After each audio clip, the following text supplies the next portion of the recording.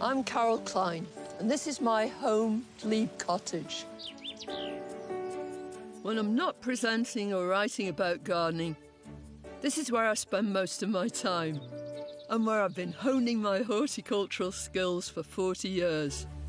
Whether you've got a spacious plot, a tiny patio, or a few window boxes, there's nothing more exciting and satisfying than creating your own garden. From basic to more advanced techniques, I believe anyone can learn how to do it. Whether you're a complete novice or an experienced gardener, I want to help you develop the skills to make your garden grow. I'm ready. Are you?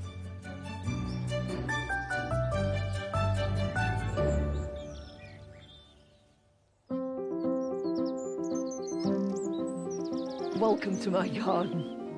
There's such a feeling of excitement. I hope you'll be able to feel it too. Anticipation. It's getting ready for the year ahead. You can almost hear everything beginning to grow. All those shoots pushing through the ground. All those flowers opening to the sun. And we've got a beautiful sunny day too. It's magical. The garden's just saying, it's spring, it's beautiful. Come on, let's get going.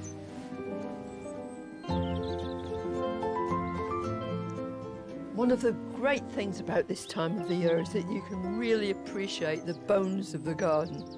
There are no leaves on most of the trees, and you can really see their structure. And you can see right out into the wider countryside too. You can even see a few deer if you're lucky.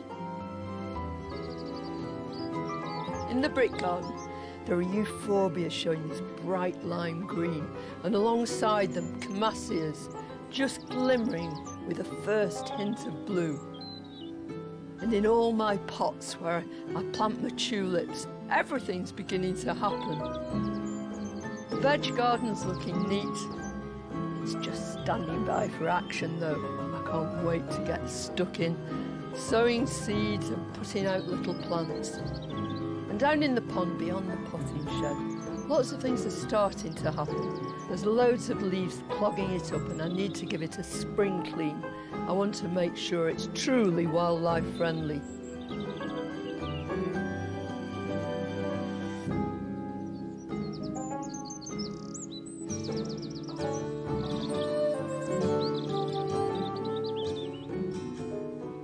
I really love this time of year. And there's one part of my garden that is already at its very, very best. There's never a better time to see it. It's the woodland garden.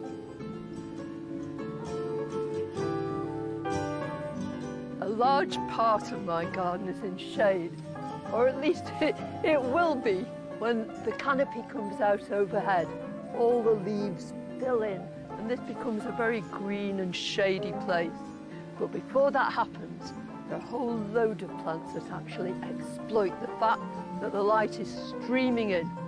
The soil's just beginning to warm up. I've got my own name for these sorts of plants that just exploit this brief period.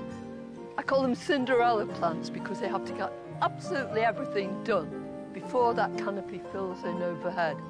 So they've got to flower, they've got to get pollinated, they've got to set seed, disperse it, and then go to sleep all the way through the summer, the autumn, the winter, but then in the spring, up they'll come again to grace the garden with utter beauty. Any bit of shade is the perfect place to grow some of these springtime beauties.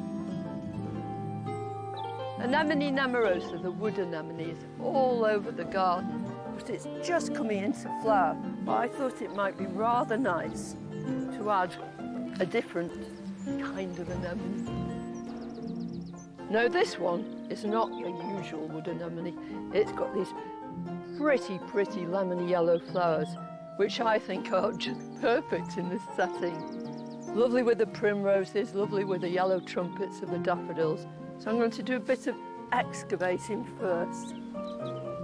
And this soil is riddled with roots. Lots and lots of them.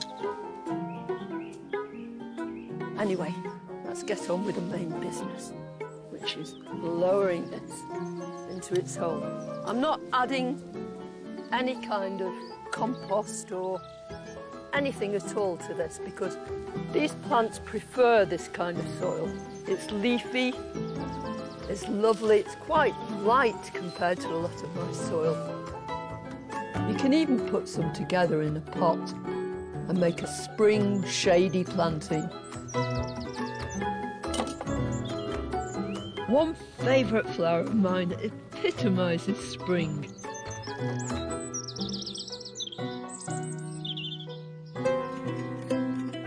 I haven't yet met a snowdrop I don't like, but S. Arnott is probably one of my all-time favourites.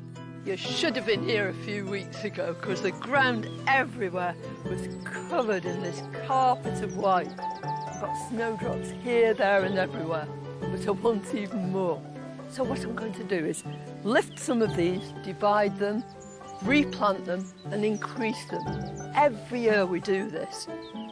Well, although snowdrops will spread themselves, in a garden they tend to get very congested and it's a really good idea to dig them up. And they're really quite deep.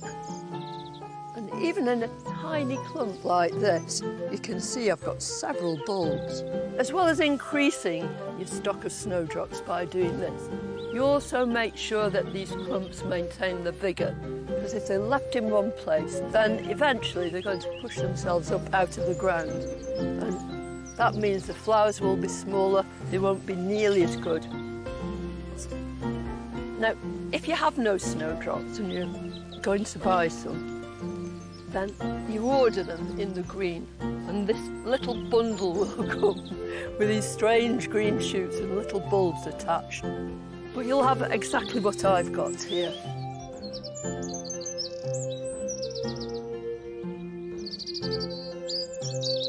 Isn't it lovely? You can hear the birds singing and I can't think of a nicer job to be doing. So I've got a nice bare patch of earth, which is very unusual in my garden.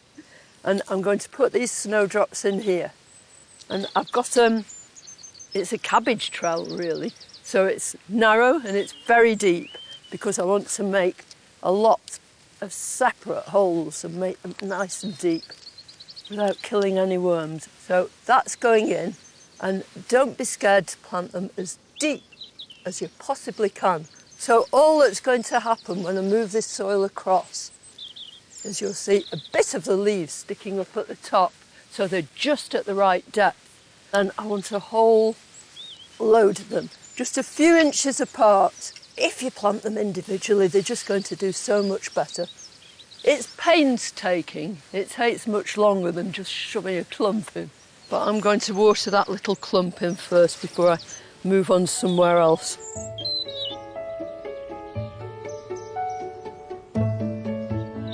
And then it's a waiting game. I love making more from the plants I've got. Dividing snowdrops is such good fun. But it's also a wonderful time to appreciate what's coming into flower right now, both in the garden and in the countryside.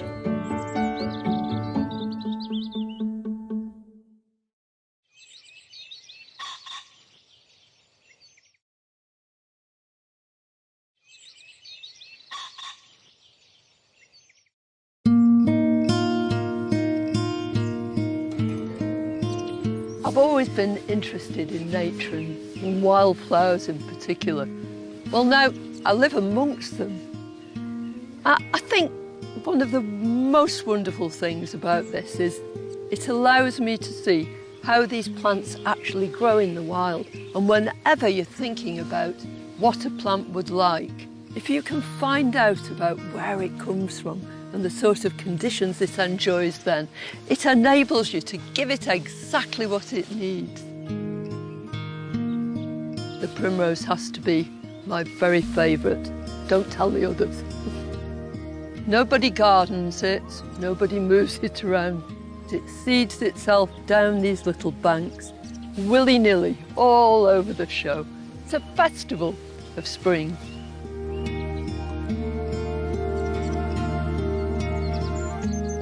But you can bring the magic of primroses into your own garden by buying plants or growing them from seed. Gradually, I've introduced them. I try and place them where they look au naturel, right up by the hedges and, you know, in these little corners. Sometimes they seed themselves all over the show in the most unlikely places.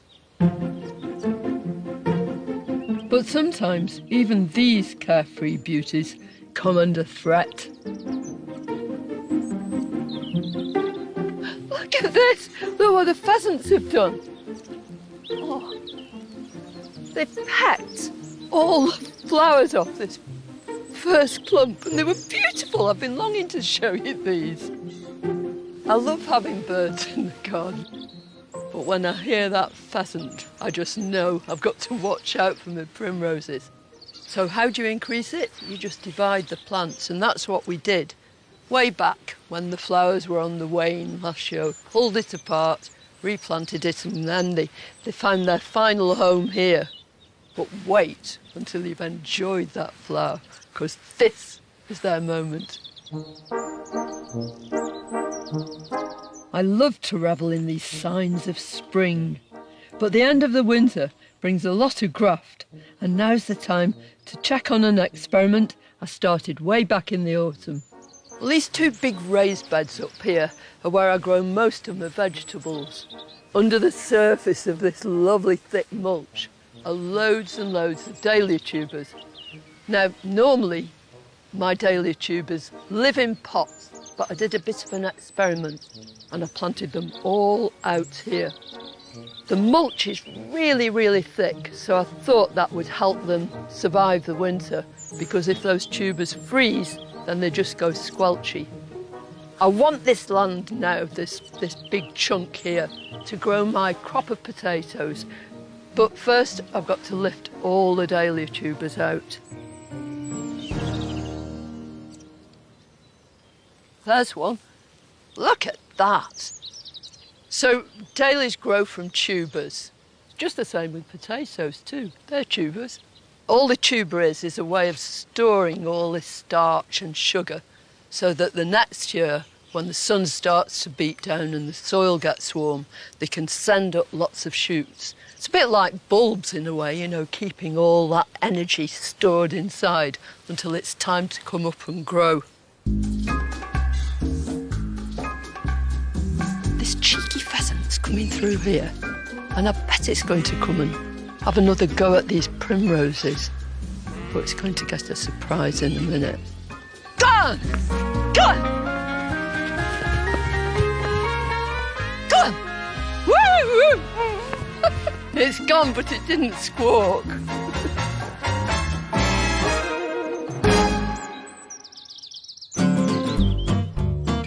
Whether you lifted and stored your dahlias over winter or kept them under a thick compost duvet in the garden like I did, it's time to wake up these sleeping beauties and get them growing again for their flowering in late summer and autumn. It's a beautiful day, just a perfect day for potting up your dahlias. Well, I've lifted all those tubers from over there, and this is a great idea if you haven't got a garden. Just inspect your tubers, whether they're from a packet or from the garden. There's a rotten one there, so I'm just going to take that out completely. Just check and make sure they're still firm and succulent, because you want all that energy to make your plants grow later. I've got a lovely terracotta pot here, an old one, and it's got crocks in the bottom because they love good drainage. And then the other thing they want is really good compost. So put a goodly layer in the bottom here. What am I doing? And then just nestle your tubers down into the top of the pot like that. And then make it central if you can. And then just start adding compost. Now at this stage, I'm going to cover the tubers completely. But I want the top of the crown, where the stems are going to come out, to be just below the surface of the compost. I want to be able to see these little shoots protruding there. So that's last year's stems, and that's where the new shoots will come through. So I think we'll put a bit of grit over this anyway, because it makes a nice noise apart from everything else. And this will make sure that when I water these, even if I overwater them a bit, the water will drain through and the crown won't rot, because that's what you must ensure against. So grit on the top, and I'm going to give it a thorough watering. And then when these dahlias start to grow, I'll give them a bit of liquid feed, organic, and it'll give them just that extra energy to boost the size of those flowers. And deadhead frequently, that's the trick. And that way you'll ensure that your dahlias go on giving you all that bloom for ages and ages.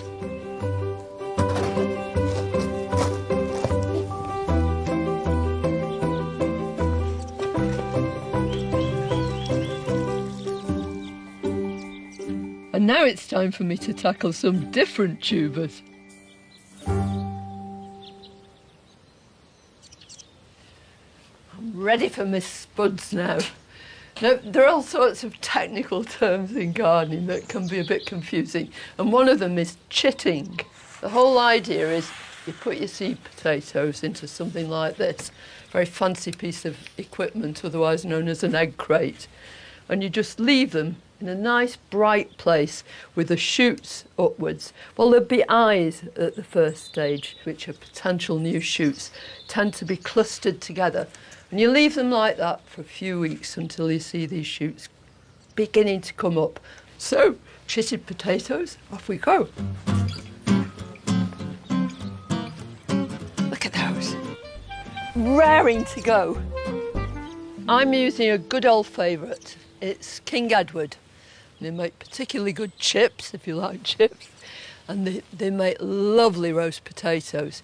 There are loads of classifications of potatoes, but basically they fall into two categories, earlies and main crop. All that earlies means is new potatoes, those ones that taste so delicious, which you dig and harvest quite early on. Main crop, on the other hand, are ones that you harvest and you use from late summer onwards, and many of them you can store right into the winter. Whichever you're growing, the method is exactly the same, and also you put them in at the same sort of time. Now all I'm going to do is dig a little trench across here, and I'm going to make this trench maybe a foot or so deep. And you just work yourself across like this. Nice energetic process, this really.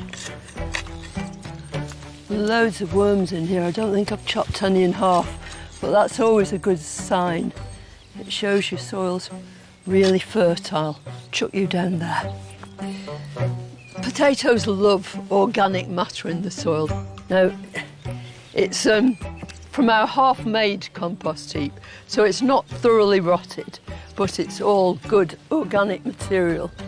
And I'm just going to add a layer of this, because as these tubers grow, as your spuds grow, they'll send out these long roots, and it's along those roots that the new potatoes are actually born.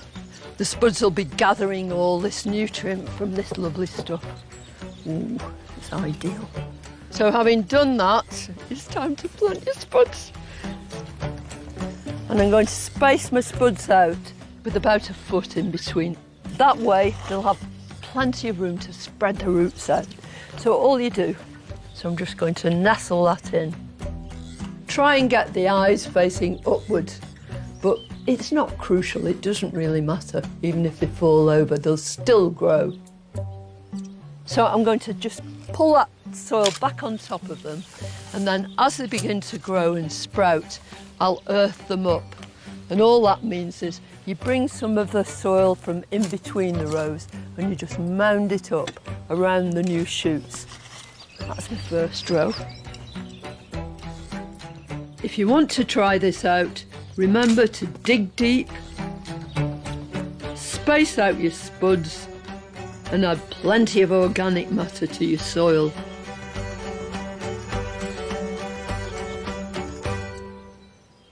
You don't have to have a garden to be able to grow potatoes. It's really good fun to grow them just in a pot. I've filled this with, well, I've half filled it, with old compost. It's ideal. And I'm going to plant 3 potatoes in here. So these are they. So in they go, right into there. And I'm going to just push the compost over. That's a good size for a seed potato. You don't really want them too huge. And then just tuck them all in so you can't see them anymore.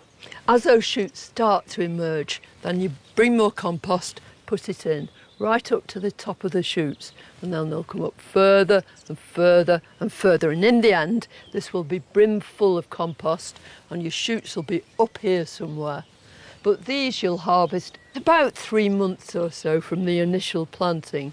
You tip the whole lot out, and there will be your treasure, all these beautiful, beautiful new potatoes.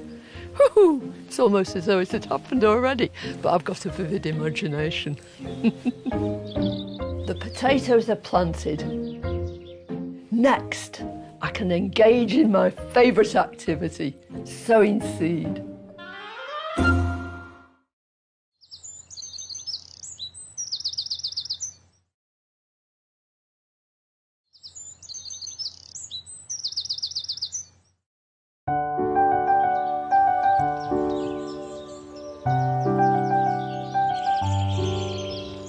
I love it when you come out on a morning like this and it's all still. I don't think people realise very often just how important the light is in your garden. You get this wonderful backlight amongst the camassias and the euphorbias. The magnolias are just starting to open the buds. They've been closed all night. It's in these sort of quiet moments that you realise just how lucky you are. And the only sound you can hear is the birds tweetering and twittering all over the place. Perhaps it's because they know the leaves of one of my favourite trees will soon unfurl, bringing them a spring treat. It's Prunus padus colorata. It's a bird cherry, and it's called colorata because the leaves have this lovely sort of pinky purple tinge. But this is the bit we're really interested in right now. Can you see these tiny little spires of close-packed buds? Well, in a couple of weeks, they'll have burst out. The whole tree will be covered in tiny, dainty pink flowers. It's the most popular tree in the garden with the birds, and I think it's because you get aphis on these new leaves. The birds move in and they feast and feast. And you can hear sometimes the whole tree is a twitter.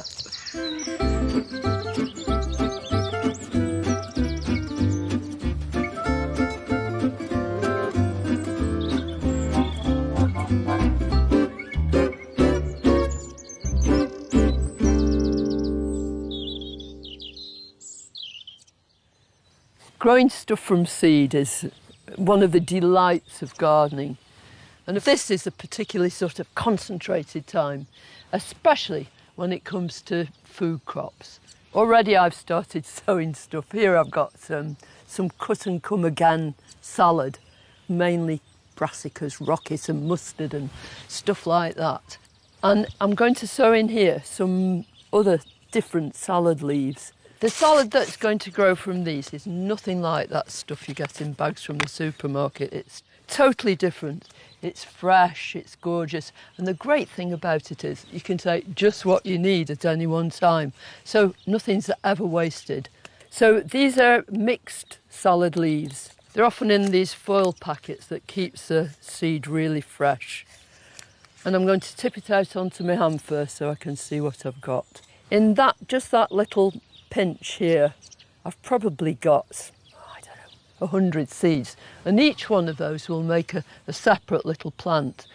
But the whole idea with cut and come again, these will never be planted out. We will constantly crop this, but we'll sow successionally.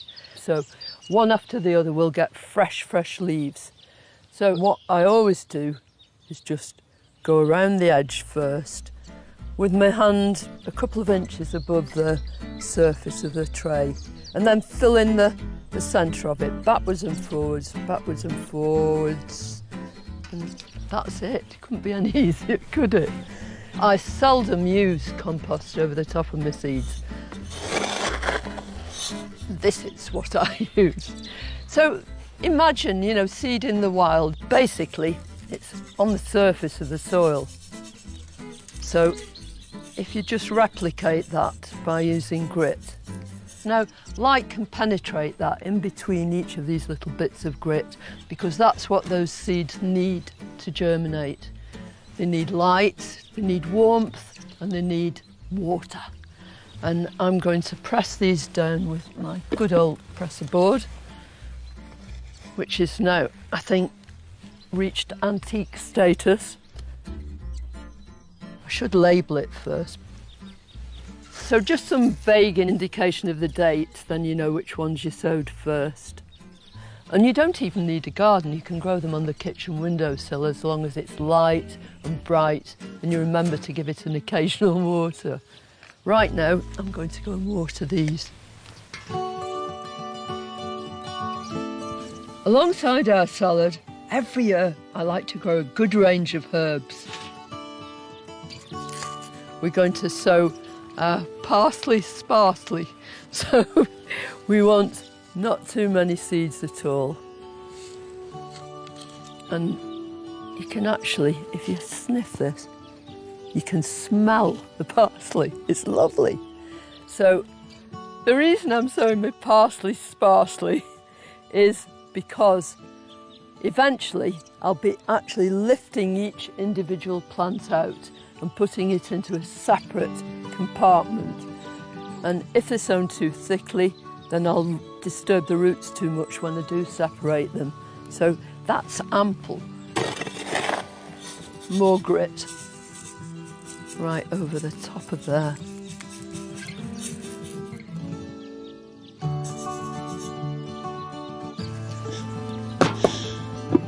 Label in.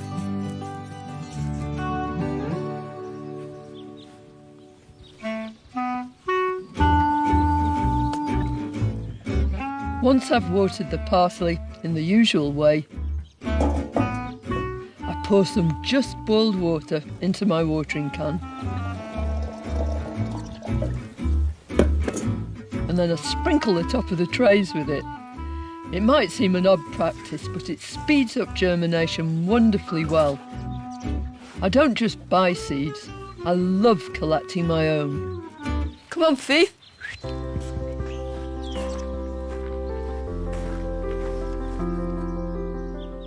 Sometimes I'm wandering around the garden, I see these beautiful flowers and I'm already thinking about what seed they're going to produce. Well, I've got loads of seed here, just examples of the stuff that I collected last year. You do it right the way through the season. But the thing I really want to sow straight away is Ami majus.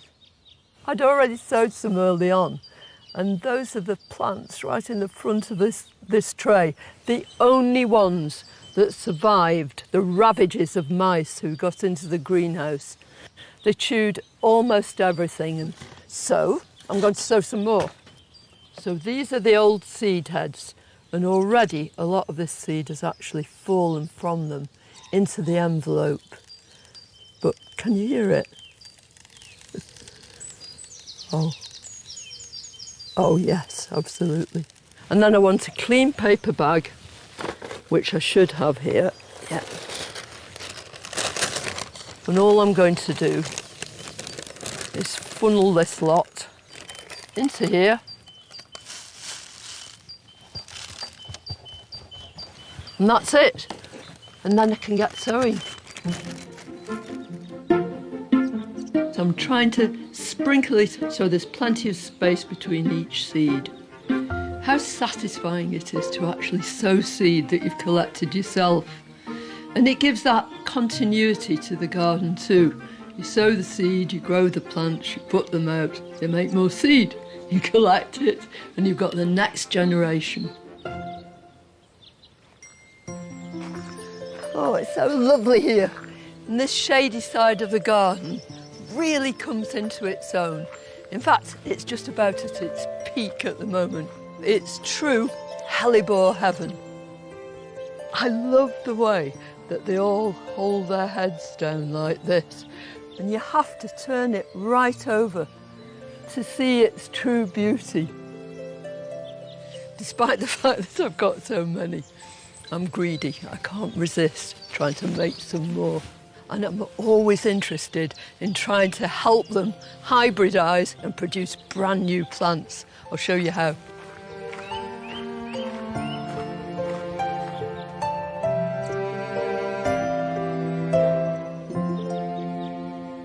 It's really simple, it's straightforward. You need a pencil and a notebook, a bit of some sort of twine and a pen with a black lid to move pollen from one flower to another. So the whole idea is that each of these flowers has both male and female parts. And with hellebores, you can see that the male bits, which are the anthers, bear lots and lots of pollen.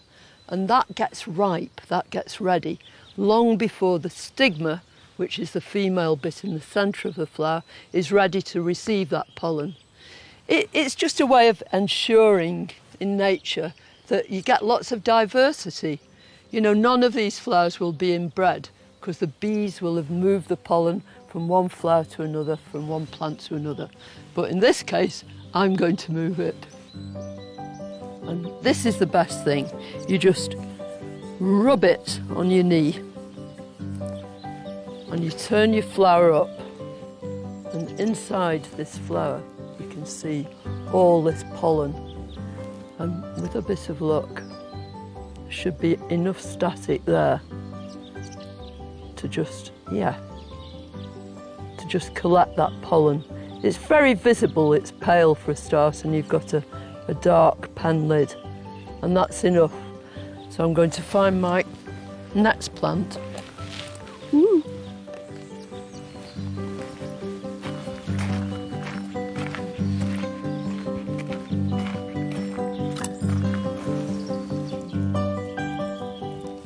Well, I haven't just chosen these two plants, the mother and the father plant, if you like, at random. When you're doing this, it's really worth trying to find parents whose qualities you really appreciate. So I love that plant that I've taken the pollen from for its big claret-coloured flowers. But I love the habit of this plant. It's got real vigour and it's a beautiful shape. So I've got one nice bud here. You just pull the petals back slightly. Now this flower has no pollen yet, and I'm going to move this pollen and just gently wipe it on that stigma. Go away, bee, you can't come in here. Go and find another flower. That's it. And then I'll close those petals again, very, very gently. I'll just tie a little bit of raffia just beyond the flower, onto that flower stem, very, very gently. That's like that. And then I'll do the other one in a minute. And that just marks that flower. But then you make a note of it. I'll know then when I come to collect the seed exactly what that cross was.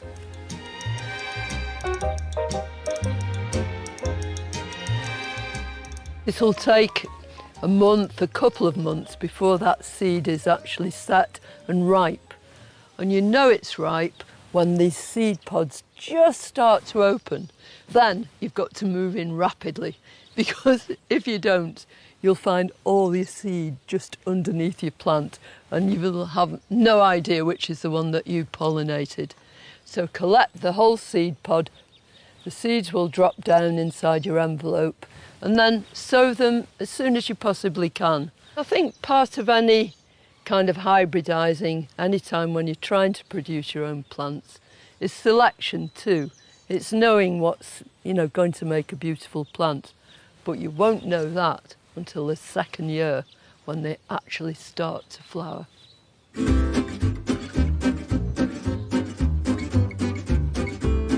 Go on, why not give it a try yourself?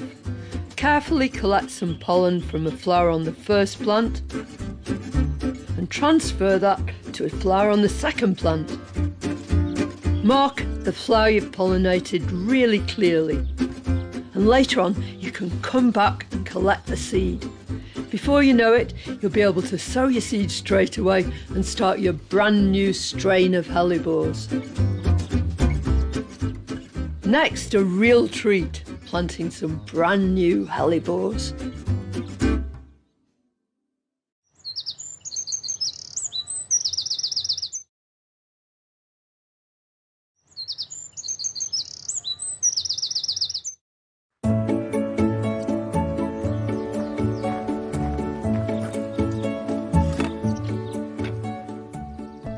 I love the hellebores in here. They're right the way through, but I want to plant some more.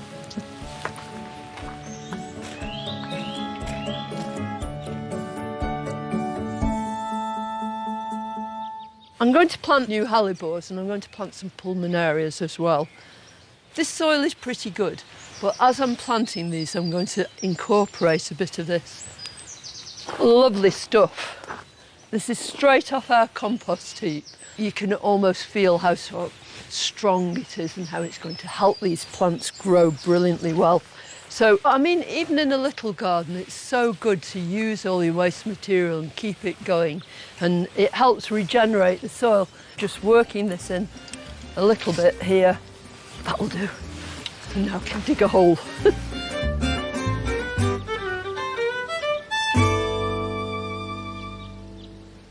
I want to plant this one. And if I turn it out, you can see it's got absolutely masses of roots. So I'll just loosen a few of them at the bottom. And the whole idea when you're putting a plant is improve your soil, make sure that those roots are going to be able to move outwards, because that's what you want it to do. So here goes. Now I want to plant it so it's at the same level as the rest of the soil. And then I'm going to firm it in. And when I've finished planting all these things, I'm going to mulch the whole thing. Again, with the same compost, which will retain moisture and it'll really help the plant get off to a good start. And with a bit of luck, it'll suppress the weeds. Right, that'll do for that one. This is Pulmonaria blue ensign.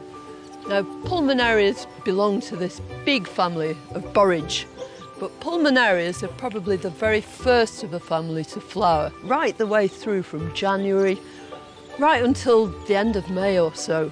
But all these flowers are rich in pollen and nectar, so visiting bees are just going to enjoy it so much. There are lots and lots of different varieties of pulmonarias, but I think this is my favourite of the lot. It has particularly big flowers. It's just gorgeous. There! You look quite happy. I'll give everything a really good water when I've finished.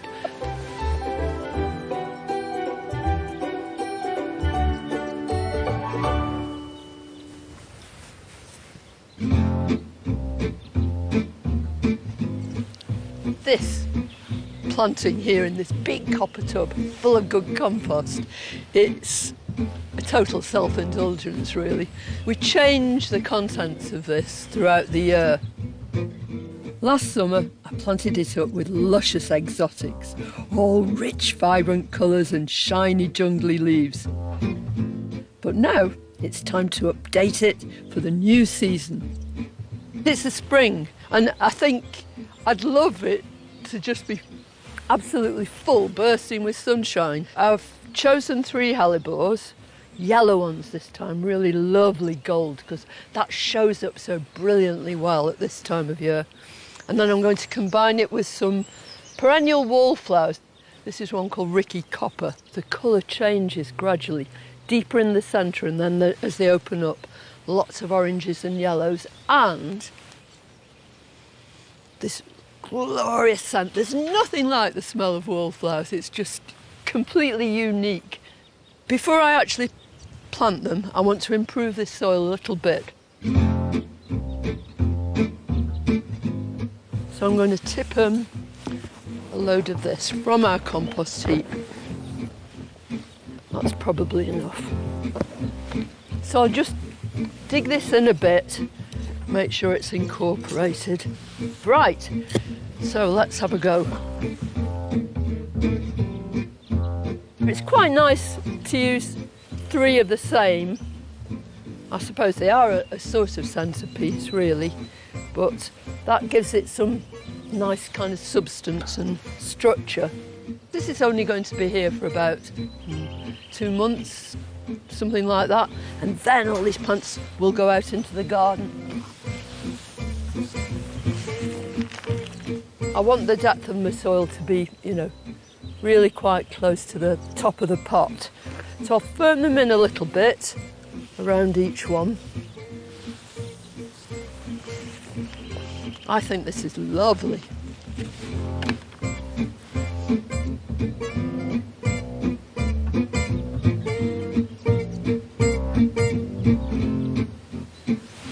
And then these euphorbia.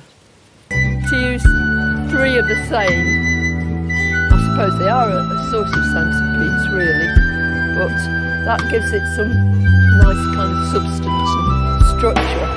This is only going to be here for about 2 months, something like that, and then all these plants will go out into the garden. I want the depth of the soil to be, really quite close to the top of the pot. So I'll firm them in a little bit around each one. I think this is lovely.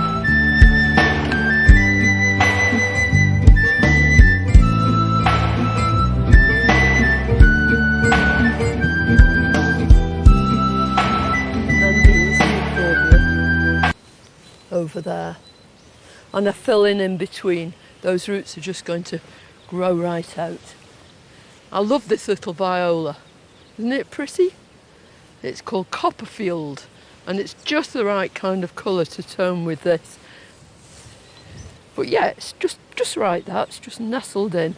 Looks perfectly at home with all its bigger friends. So we'll have one in there and one in there, I think, because we want them just at the edge. There you are, you're right. So water well. Well, lots of gardening isn't about instant gratification at all. It's about putting things in, being patient, seeing them grow. But when you're planting in a container, a pot like this, it's a bit like painting a picture, except this picture's going to grow and change all the time. I think that'll do for now.